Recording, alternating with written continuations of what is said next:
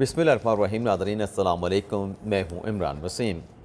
नाज़रीन, सबसे पहले तो दो मुख्तसर सी अहम ख़बरों की तफसीलात आपके साथ हम शेयर करेंगे। जिन ख़बरों की हेडलाइंस का मैंने थंबनेल पे तज़किरा किया है, ज़िक्र किया है, इन दो ख़बरों की तफसीलात के बाद हमारे वीलॉग की जो दीगर अहम ख़बरें हैं, जिसमें आपको ये बताएँगे कि chief justice of Pakistan justice Qazi Faez ने इमरान खान से मुतल्लिक़, उनकी लीगल टीम से मुतल्लिक़ क्या बात की थी और आज वो बात कैसे सच साबित हुई है, और क्या निशानदही काज़ी फ़ायसा साहब ने की थी, जिसको लेके अब पाकिस्तान तहरीक इंसाफ इमरान खान की लीगल टीम ने अपना एक नया जो लीगल प्लान है उसको तरतीब दिया है। और फिर आपको यह भी बताएंगे कि आज इमरान खान साहब अडयाला जेल में क्यों सुकून की नींद सोएंगे। तो ये सारी तफसीलात आपके साथ हम शेयर करने जा रहे हैं, लेकिन ख़बरों से ब्लॉग का आगाज़ करने से पहले आप देखने वालों से दरख्वास्त करेंगे कि चैनल को सब्सक्राइब करें, बेल आइकॉन का बटन प्रेस करें, और अगर आपको समझ आती है, अगर आपको लगता है कि हम जो है वो सच बात करते हैं और हमारा जो तबसरा होता है, हमारी जो ख़बरें होती हैं हकीकत पसंदाना होती हैं, तो ज़्यादा से ज़्यादा लोगों के साथ आपने हमारी इस वीडियो को शेयर भी करना है और लाइक भी करना है और दूसरों को भी लाइक करने का कहना है। तो पहली खबर से नाज़रीन गुफ्तगू का आगाज़ करते हैं पाक ईरान कशीदगी के हवाले से। जैसा कि आज कौमी सलामती कमेटी का इजलास जो है वो तलब किया गया है, जिसको हेड करेंगे हमारे जो निगरान केयर टेकर प्राइम मिनिस्टर हैं नवारुल हक काकड़ साहब, और इसमें आर्मी चीफ सैयद आसिम मुनीर शाह साहब मौजूद होंगे, मुसल्लह फ़ौज के जो दीगर सरबराहान हैं वो मौजूद होंगे, और हसास इदारे जो सिक्योरिटी के इदारे हैं, जो खुफिया इदारे हैं, उनके सरबराह के साथ साथ जो हमारे डीजी मिलिट्री ऑपरेशन है। ज़ाहिर सी बात है कि नाज़रीन फ़ौज में जो भी ऑपरेशन होता है, जो पाकिस्तान ने ईरान को जवाब दिया था, जो मिसाइल अटैक ईरान ने पाकिस्तान में किया, तो उस सारे ऑपरेशन को जो ऑपरेट करता है फ़ौज में जो एक इदारा है, जो एक डिपार्टमेंट बना है, या जो एक वहाँ पे चीज़ों को देखने के लिए एक पूरी एक वहाँ पे सेक्रेटेरिएट बना है, उससे वो डीजी मिलिट्री ऑपरेशन के नीचे ये सारा कुछ होता है। तो उनकी तरफ से आज इस सारी कशीदगी के मामले पर ब्रीफिंग दी जाएगी। तो जुमे के बाद ये इजलास होना है, और जुमे के इस इजलास के बाद जो वफाकी काबीना का इजलास है, निगरान वफाकी काबीना का, वो होगा जिसमें इन फैसलों की तौसीक की जाएगी जो कौमी सलामती कमेटी के इजलास में होंगी। लेकिन इसके अलावा नाज़रीन, पाक ईरान कशीदगी के मामले को लेके जो पाकिस्तान की एयरलाइंस हैं, चाहे वो PIA है, चाहे वो पाकिस्तान के दीगर प्राइवेट एयरलाइंस हैं, उनसे कहा गया है कि आपने पाकिस्तान से बाहर जो आपकी जितनी भी ट्रैफिक है, आपकी जितनी भी परवाज़ें हैं, आपने ईरान की जो फ़िज़ाई हदूद है उसको इस्तेमाल नहीं करना। एक तो ये नाज़रीन फ़ैसला किया गया है। इसके साथ साथ नाज़रीन सिक्योरिटी इदारों की तरफ से, खुफिया सिक्योरिटी इदारों की तरफ से एक हाई सिक्योरिटी अलर्ट भी जारी किया गया है, और वो भी इस्लामाबाद के हवाले से ख़ास तौर पर कि पाक ईरान कशीदगी के इस माहौल में वैसे तो दोनों ममालिक की तरफ से, दोनों ममालिक के वज़ीर ख़ारजा की तरफ से मुस्बत पैगामात दिए गए हैं। जो ईरान ने अटैक किया उसका जो पाकिस्तान ने जवाब दिया, तो कल के बाद जो सूरत-ए-हाल जो है वो डी-एस्केलेट हुई है। लेकिन खुफिया इदारों ने हाई अलर्ट जारी किया है कि दहशतगर्दी का वाक़या हो सकता है। ये जो पाकिस्तान की ईरान के साथ कंट्रोवर्सी चल रही है, इस मामले को लेके जो इस्लामाबाद में कानून नाफज करने वाले जो इदारे हैं, जो सिक्योरिटी के इदारे हैं, और उसके साथ साथ जो बलोच मुजाहिरीन यहाँ पे इस्लामाबाद में बैठे हैं एहतजाज के लिए, यहाँ पे कोई नाखुशगवार दहशतगर्दी का वाक़या हो सकता है। तो ये हाई अलर्ट भी नाज़रीन जारी कर दिया गया है। इसके अलावा नाज़रीन जो 21 नवंबर को इस्लामाबाद हाई कोर्ट में इंटर कोर्ट अपील में साबिक वज़ीर आज़म इमरान खान को और शाह महमूद कुरैशी को एक रिलीफ दिया था, कि जिसमें 28 अगस्त से लेकर ग़ालिबन 22 या 23 नवंबर तक की जो कार्रवाई थी, 23 नवंबर तक की थी या 23 अक्टूबर तक की थी, उस सारी साइफ़र केस की कार्रवाई को अदालत ने जो है वो कलअदम कर दिया था, और नए सिरे से साइफ़र केस की समाअत का हुक्म दिया गया था। तो ये जो जस्टिस मियां गुल हसन औरंगज़ेब का और जस्टिस समन इम्तियाज़ रिफ़त साहिबा का जो फैसला था, इस पर नाज़रीन आज वफाक ने अपील दायर कर दिया सुप्रीम कोर्ट ऑफ पाकिस्तान में, जिसमें कहा गया है कि 21 नवंबर का जस्टिस मियां गुल हसन औरंगज़ेब का जो फैसला है 2 रुकनी बेंच का, इसको सेटिसाइड किया जाए, इसको कलअदम करार दिया जाए। अब नाज़रीन ये फैसला सुप्रीम कोर्ट से सेटिसाइड हुआ तो साइफ़र केस पे क्या अफेक्ट पड़ेगा? वहाँ पर तो पहले भी कार्रवाई बहुत आगे बढ़ चुकी थी। अब भी जब से दोबारा से अदालती कार्रवाई का आगाज़ हुआ है, 15 गवाहों के बयान रिकॉर्ड हो चुके हैं, 10 गवाहों के बयान रिकॉर्ड होना बाकी हैं। तो ये अब पता नहीं मामला किस करवट बैठेगा, लेकिन ये बात तो तय है कि अपील आज हुकूमत ने दायर कर दिया। अब इस अपील में कौन सा कानूनी नुक्ता वफाकी हुकूमत लेके आई है, ये नेक्स्ट व्लॉग में इसकी तफसीलात आपके साथ हम शेयर करेंगे। और सुप्रीम कोर्ट का आज फैसला भी जारी होना है, इम्कान है कि जारी होगा आज नहीं तो फिर कल, लेकिन गालिब इम्कान है कि आज जारी होगा। उस फैसले को भी पढ़ने के बाद जो अहम मंदरजात होंगे, उन अहम मंदरजात पर मबनी जो हमारा वीलॉग होगा वो बड़ी डिटेल के साथ और तसल्ली के साथ आपके साथ तमाम तफसीलात शेयर करेंगे। अगली खबर नाज़रीन, परवेज़ इलाही साहब के हवाले से दो खबरें हैं। उनकी अहलिया के जो नॉमिनेशन पेपर थे कैसरा इलाही के, वो तो लाहौर हाई कोर्ट ने एक्सेप्ट कर लिए थे, लेकिन अभी तक नाज़रीन ये खबरें सामने आ रही हैं कि जो मुतल्लिका उनका आर ओ है, जहाँ से परवेज़ इलाही की अहलिया कैसरा इलाही इलेक्शन लड़ रही हैं, अभी तक मुतल्लिका आर ओ ने उनको इलेक्शन सिंबल जारी नहीं किया। इसके अलावा आज एंटी करप्शन पंजाब जो रावलपिंडी अडयाला जेल में हैं परवेज़ इलाही साहब, उनको यहाँ से लेके लाहौर हाई कोर्ट की तरफ रवाना होगी और लाहौर हाई कोर्ट में परवेज़ इलाही साहब को पेश किया जाएगा।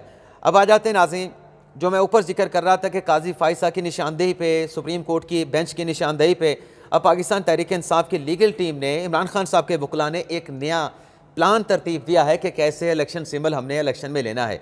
लेकिन नाज़रीन अब ये प्लान तो उन्होंने तरतीब दे दिया, प्लान क्या है अभी डिटेल में आपको बताता हूँ। लेकिन नाज़रीन वो सियाने कहते हैं कि लड़ाई के बाद जो थप्पड़ याद आए वो अपने मुँह पर मार लेना चाहिए, और बहुत सारी चीज़ों का ये नया प्लान तरतीब दे के बहुत सारी उन तमाम बातों का एतराफ़ कर लिया गया है जो पीटीआई के लोग और पीटीआई के जो सपोर्टर थे जिनका एतराफ़ नहीं कर रहे थे।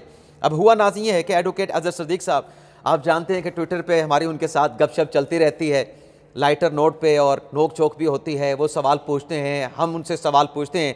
तो आज लाहौर हाई कोर्ट में एडवोकेट अजहर सदीक साहब ने एक पटिशन दायर की है आर्टिकल 199 की, जिसमें इलेक्शन एक्ट का वो आर्टिकल, वो सेक्शन जिसके तहत इलेक्शन सिंबल पार्टी को अलॉट होता है या पार्टी सियासी जमात से वापस लिया जाता है, यानी सेक्शन 215, उसे अजहर सदीक साहब ने लाहौर हाई कोर्ट में चैलेंज कर दिया है।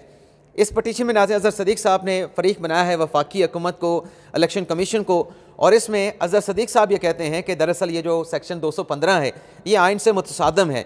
किसी सियासी जमात पर आर्टिकल 17 के तहत सिर्फ दो ही सूरतों में पाबंदी लगाई जा सकती है।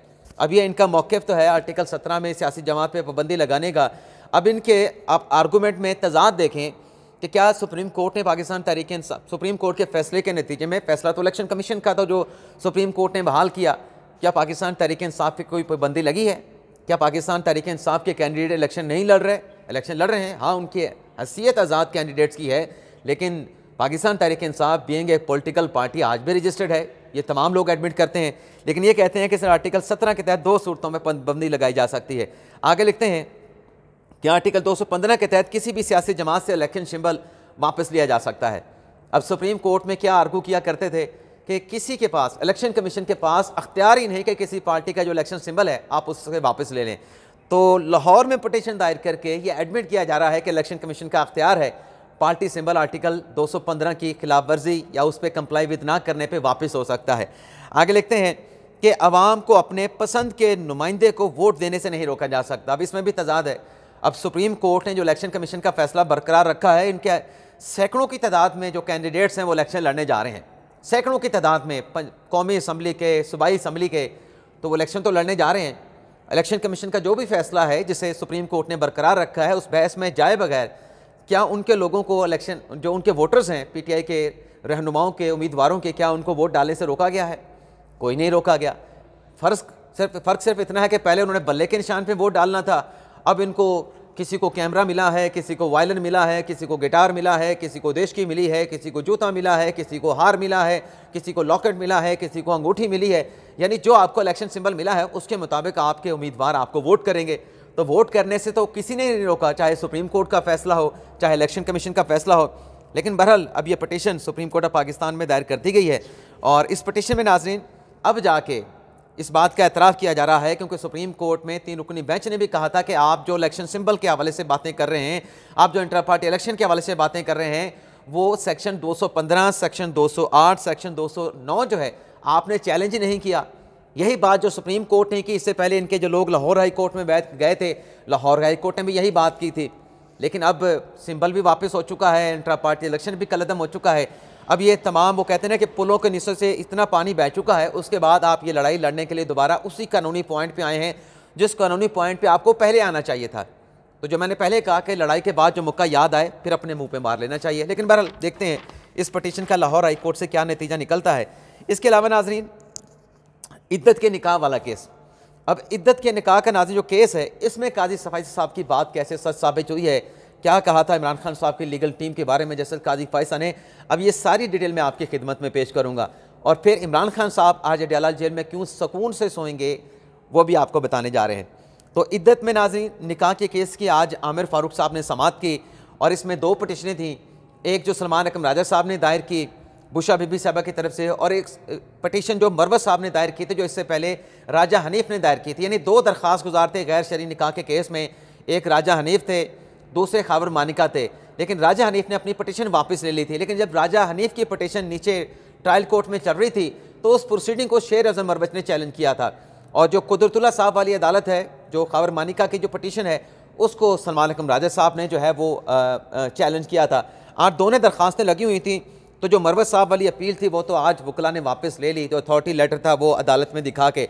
उसके बाद बुशरा बीबी साहबा की दरख्वास्त पे खावर मानिका की दरख्वास्त के खिलाफ सलमान अकरम राजा ने दलाइल दिए।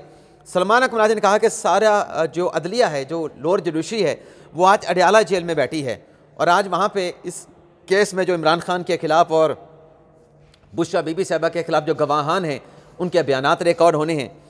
तो उस पर आमिर फ़ारूक साहब ने कहा कि आप अपना केस बताएं, और आपने केस अगर मेड आउट किया तो फिर गवाहों के जो बयानात हैं उसकी रिकॉर्डिंग रोक दी जाएगी।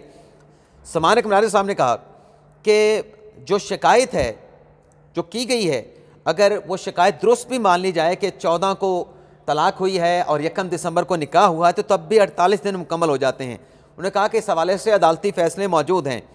अदालत ने उनसे पूछा कि आप ये बताएं कि इद्दत का दुरानिया कितना होता है। सलमान अकरम राजा साहब ने कहा कि 90 दिन का इद्दत का दुरानिया होता है, लेकिन मुफ्ती तकी उस्मानी साहब ने इसकी वजाहत की है, और उन्होंने ये भी कहा कि ये जो तकी उस्मानी साहब की जो शिकायत है, उसके बाद उन्होंने कहा कि सलमान अकरम राजा साहब ने कि जो सेक्शन 496B लगाया गया है उसके लिए 2 गवाह मौजूद ही नहीं थे। उसके बावजूद बेबुनियाद जो शिकायत है उसके ऊपर मुल्ज़मान को, मेरे क्लाइंट्स को, बुशरा बीबी को, इमरान खान को चार्जशीट कर दिया गया है, और अब गवाहों के बयान रिकॉर्ड करना शुरू किए जा रहे हैं। तो इस पे ज़ुहैब गोंदल साहब जो कि सरकारी कौंसल थे, उनकी तरफ से अदालत को बताया गया कि राजा रिजवान अब्बासी इस केस में पेश होंगे, तो बजाय इसके कि आप जो रिकॉर्डिंग है बयानात की उसको रोकें, आप ऐसा करें कि राजा रिजवान अब्बासी के आने का इंतज़ार कर लें।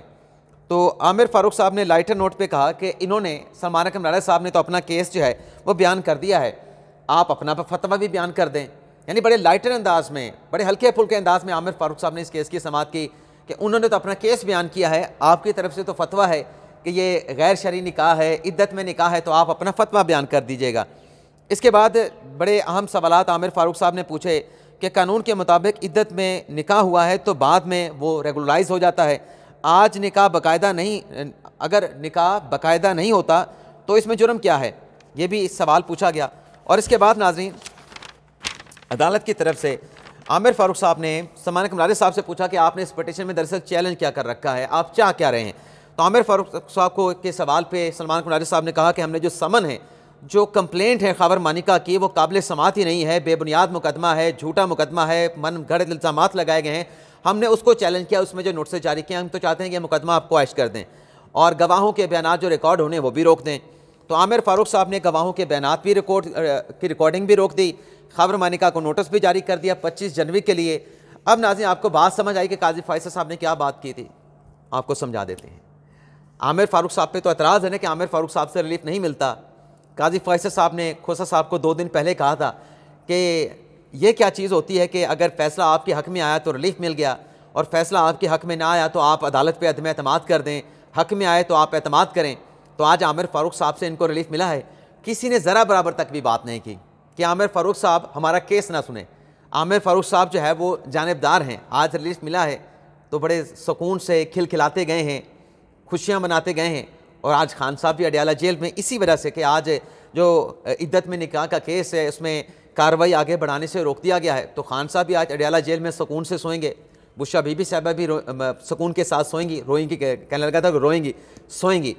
तो बड़ा रिलीफ है। बड़ा इल्ज़ाम था इस केस में गैर शरई निकाह का, तो इस केस को फ़िलहाल 25 जनवरी तक रोक दिया गया है। 25 को क्या होता है, जो डिटेल है वो नेक्स्ट जो 25 की जो समाअत होगी इस केस की, उसमें ज़ाहिर सी बात है कि खावर मानिका के वकील रिजवान अब्बासी साहब पेश होकर अपनी दलाइल देंगे। तो जो डेवलपमेंट होगी वो आपके साथ हम शेयर करेंगे।